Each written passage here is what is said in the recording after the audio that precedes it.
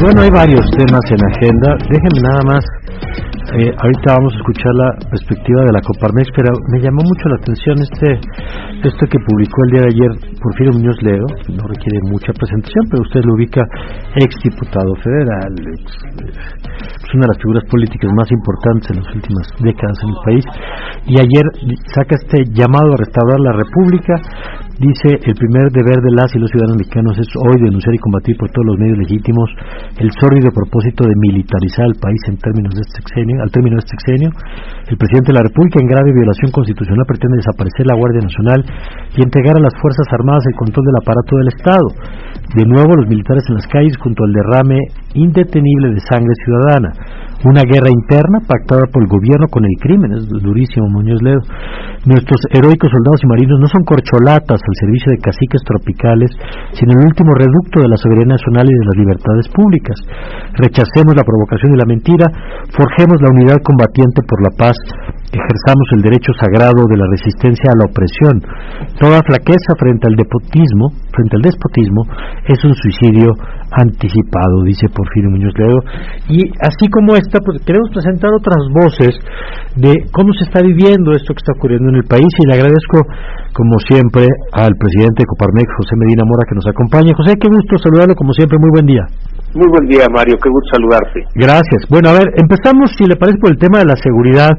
Hemos señalado aquí que pues de pronto en el país parece que hablar de violencia pues ya no es nuevo y que ya nada nos sorprende.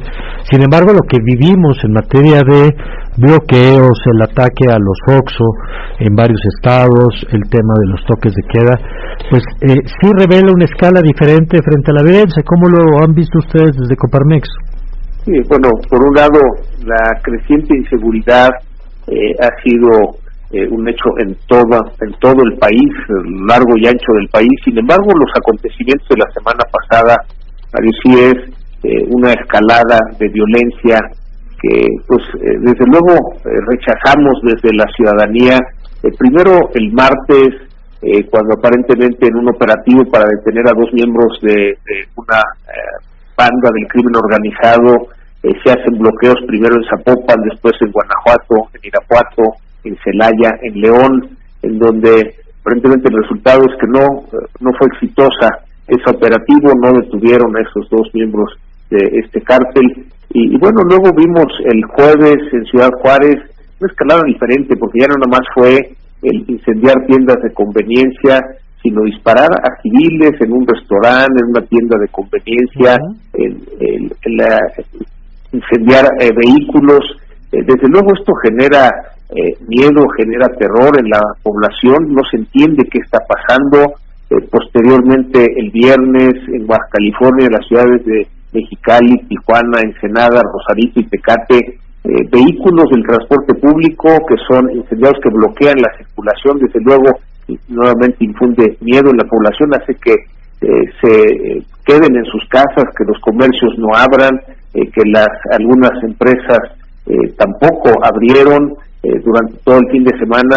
Finalmente también en Michoacán hay este operativo para detener a personas armadas y tienen gasolineras. En fin, una escalada de violencia que no estamos acostumbrados, Mario, que definitivamente no queremos que se repita, y esa es la petición que hacemos a las autoridades, que nos regresen ese México en paz que todos queremos, que haya la coordinación entre las autoridades federal, estatales y municipales para impedir que se den estos actos de violencia y que podamos recuperar la paz, que es lo que queremos en México. De acuerdo.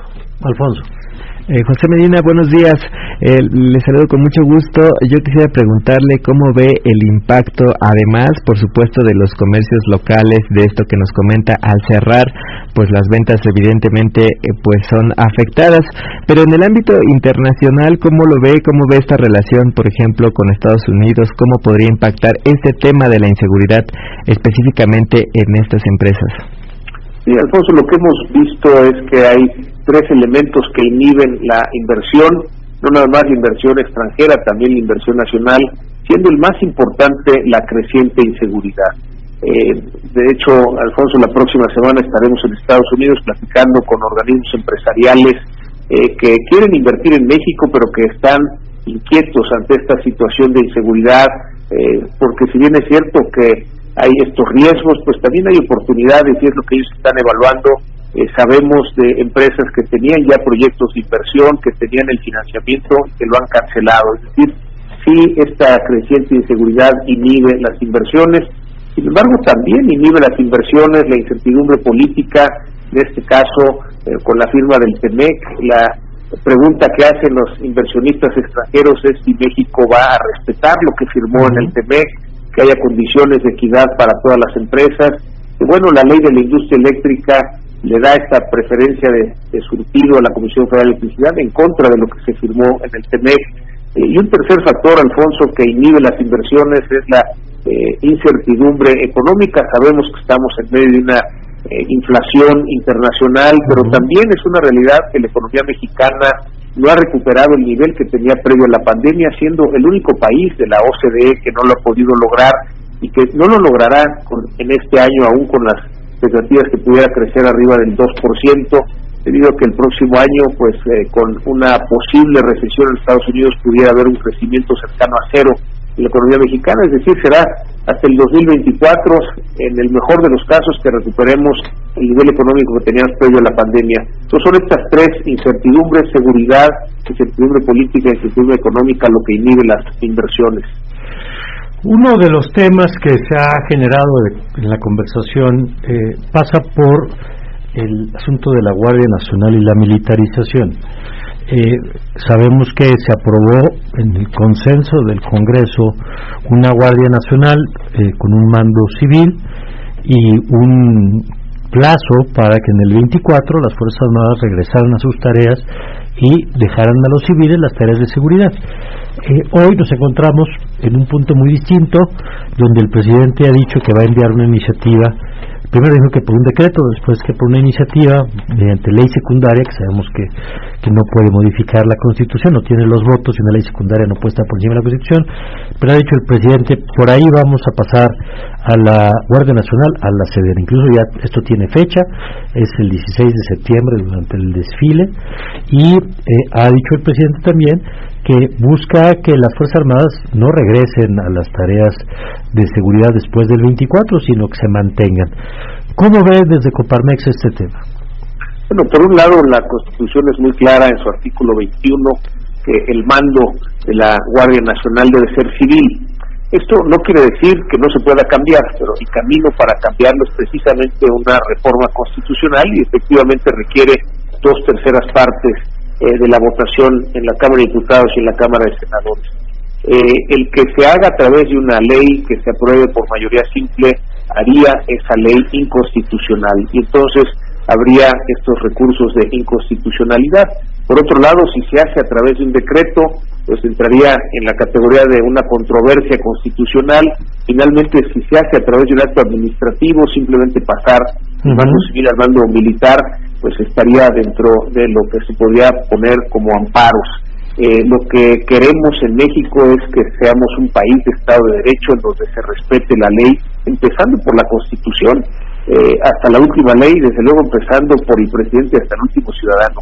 En este sentido, lo que consideramos es, si el gobierno cree que la mejor manera es que tenga un mando militar, pues debe de enviar una iniciativa de reforma constitucional. Eso es lo que sería respetar las leyes, respetar el Estado de Derecho. Independientemente de si eso sea el paso conveniente o no, es una realidad que la inseguridad ha crecido, y por lo mismo se tiene que ajustar la estrategia. A lo mejor prolongar la presencia de las Fuerzas Armadas pudiera ser un camino. En fin, eso le corresponde al Estado, porque por mandato constitucional es el Estado quien nos debe proveer seguridad.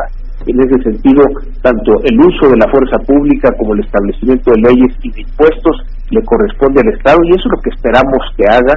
Sin embargo, el que lo haga respetando la ley nos parece que es fundamental.